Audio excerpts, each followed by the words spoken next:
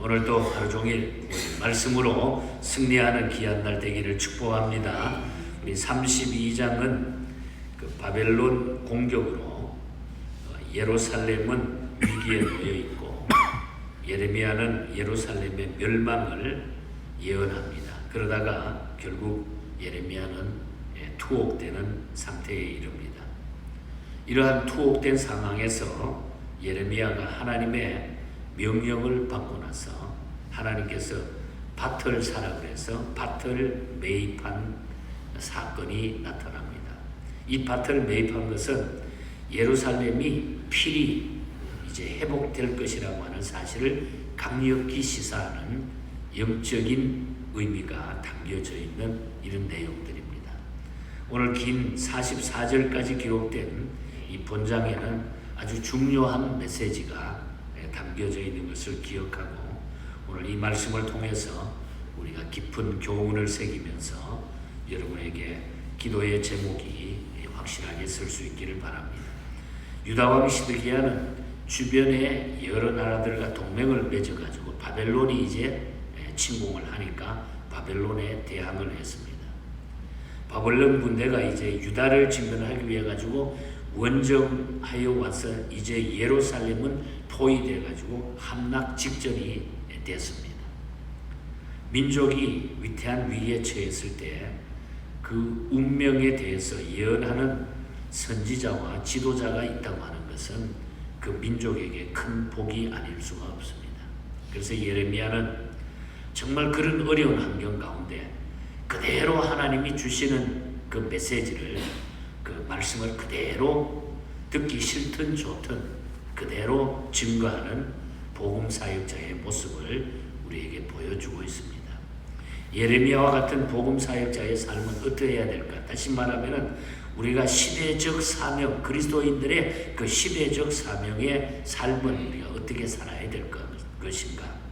여기에 초점을 맞추어서 오늘 우리가 이 시대에 우리가 예수 믿는다고 하면은 정말 우리가 어떻게 삶을 살아가야 될까?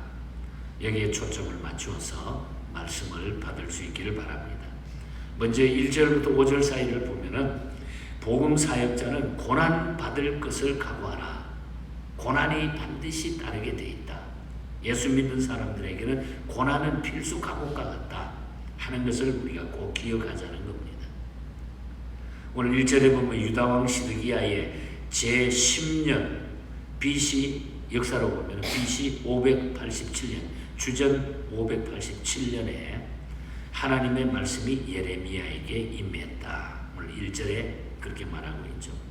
그것은 바벨론 군대가 지금 예루살렘을 둘러싸고 성을 함락하려고 한다는 그런 일이죠.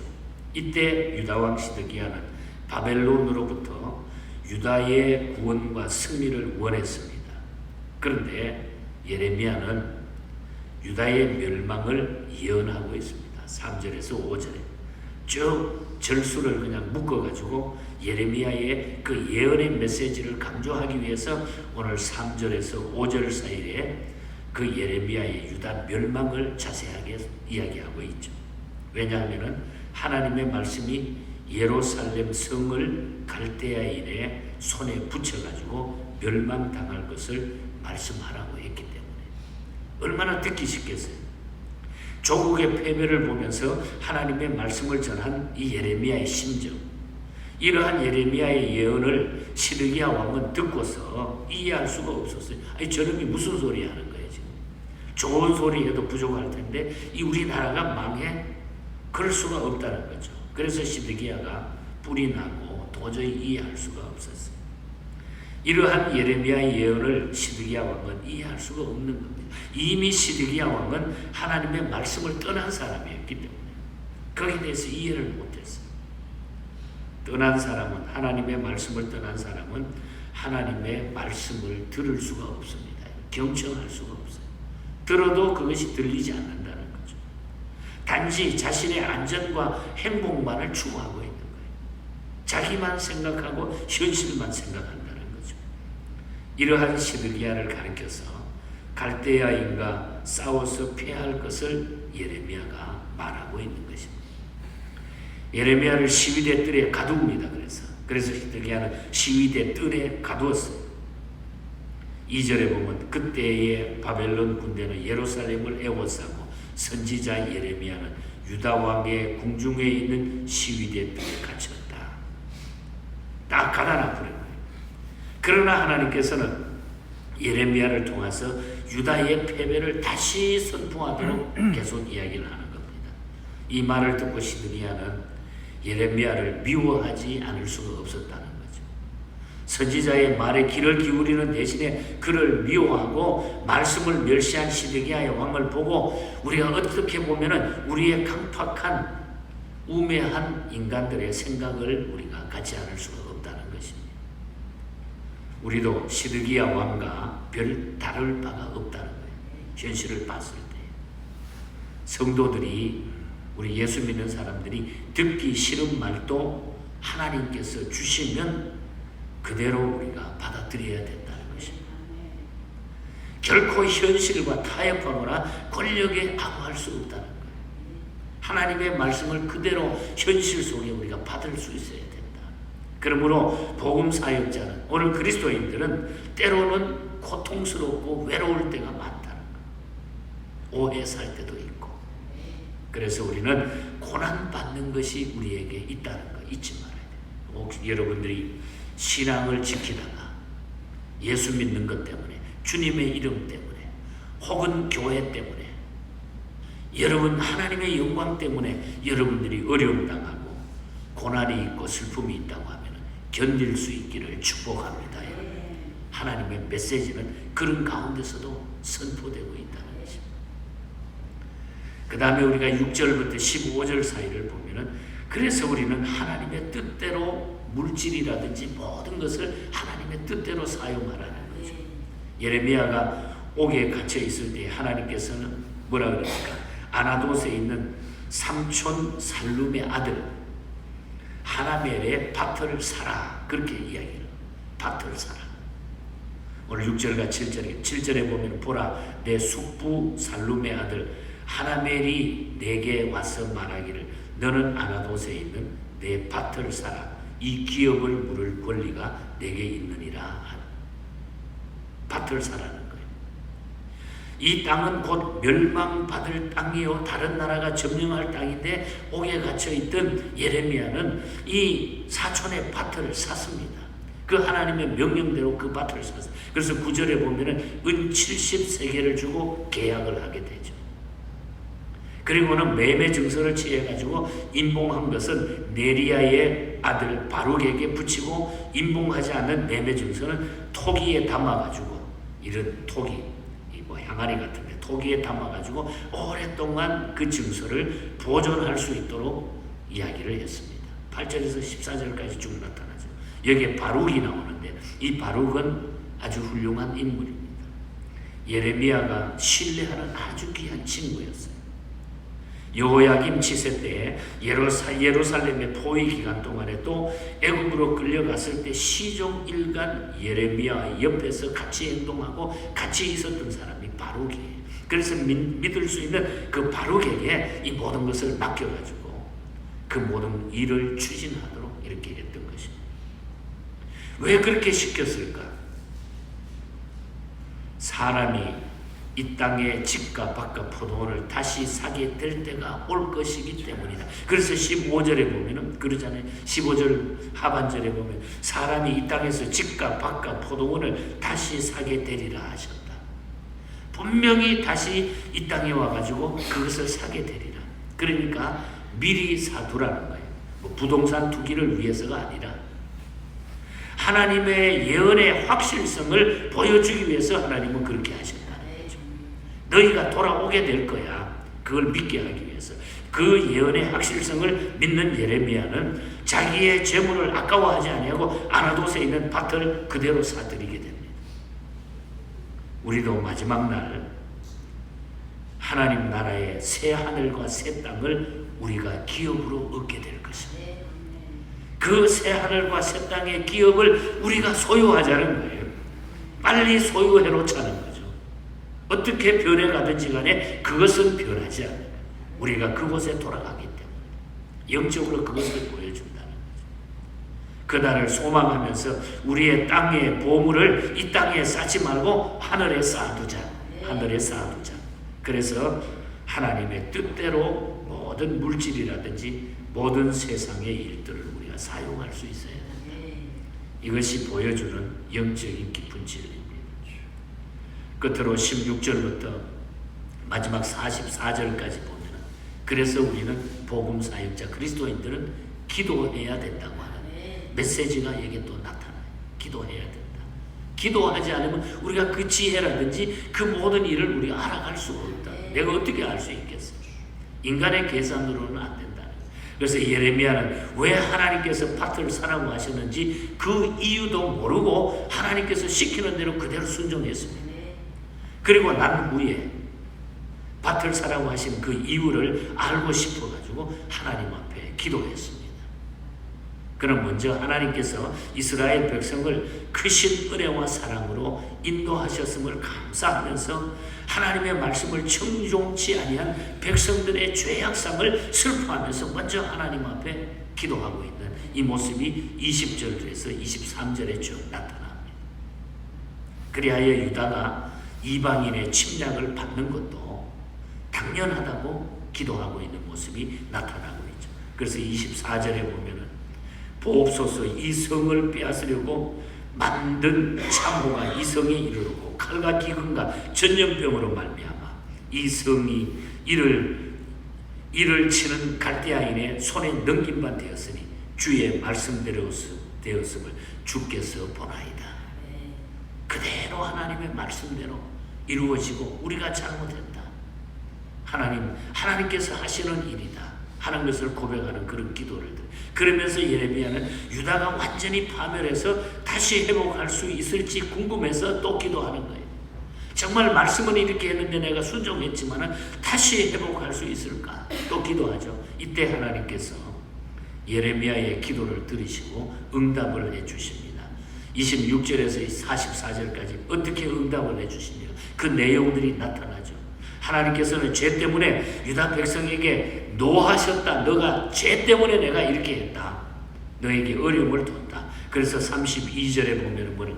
이는 이스라엘 자손과 유다 자손이 모든 악을 행하여 내 노여움을 일으켰습니다. 너희들이 왜 그렇게 됐느냐? 너희들이 나를 경노케 했기 때문이다. 그리고 37절에 보면은 보라 내가 노여움과 분함과 큰 분노로 그들을 쫓아 보내었던 모든 지방에서 그들을 모아들여 이곳으로 돌아오게 하여 안전하게 하실 것이다.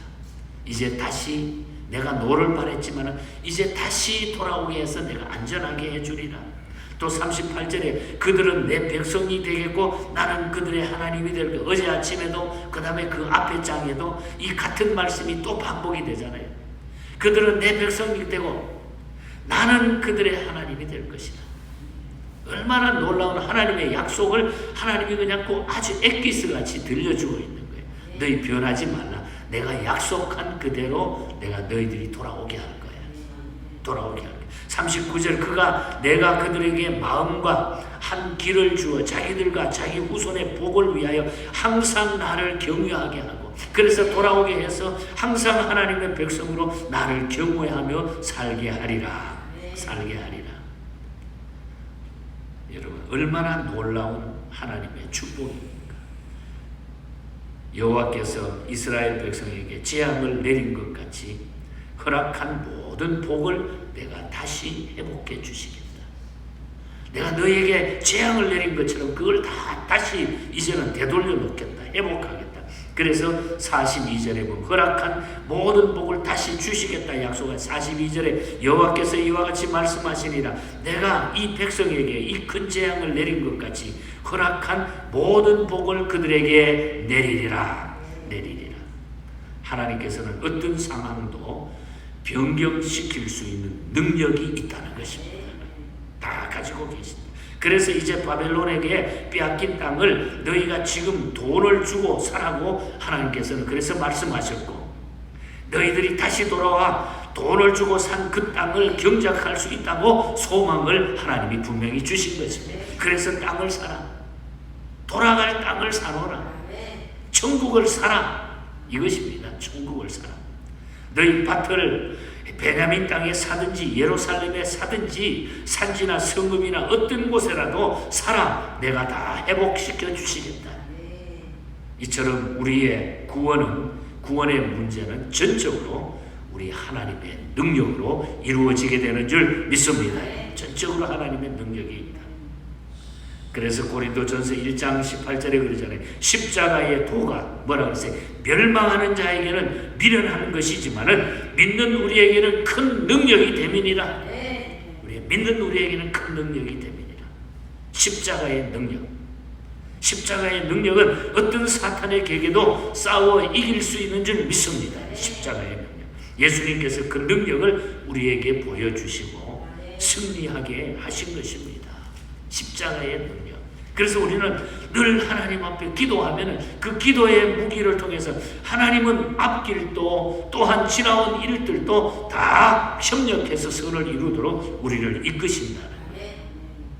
그래서 저는 오늘 본장에서 27절을 아주 중요한 메시지로 저는 받게 되었습니다.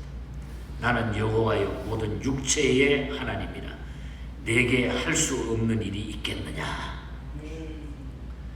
여호와는 모든 것을 하실 수 있다. 내게 할 수 없는 일이 있겠느냐.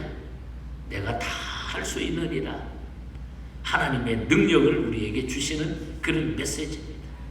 이 십자가의 능력, 이것은 곧 우리에게 놀라운 축복입니다. 그래서 우리가 아침에 불렀잖아요. 496장 크로스비가 쓴 찬양시 십자가로 가까이 나를 이끄시고 거기 흘린 보혈로 정케하옵소서. 십자가 십자가 무한 영광일세. 요단강을 건넌 후 무한 영광일세. 4절 가사에 보면 십자가에 가까이 의지하고 서서 개서 천국 가도록 항상 머물겠네. 우리는 천국의 소망을 가지고 그곳에 우리의 기업의 땅을 예비해 놓으신 줄 믿습니다. 그래서 이 땅에서 물질이라든지 우리의 모든 삶의 중심은 하나님 중심으로 살면 된다. 하나님이 나쁠 때도 이름만 해줄 때도 그렇구나.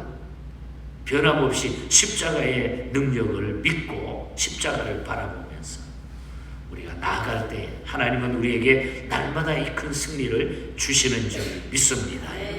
이 깊은 뜻을 가지고 여러분의 가슴 속에 언제나 이 뜨거운 십자가의 능력이 살아나서 여러분의 모든 삶을 승리해 나갈 수 있기를, 금년에도 이것을 통해서 여러분이 행복할 수 있기를 주님 이름으로 간절히 축복합니다. 하나님 아버지 감사합니다.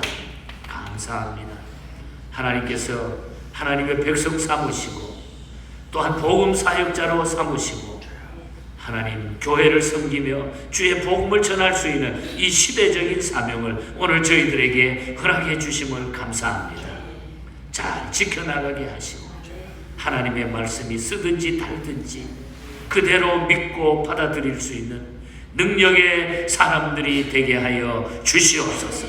십자가의 그 능력은 믿는 자에게는 능치 못함이 없고 하나님의 능력이라고 했습니다.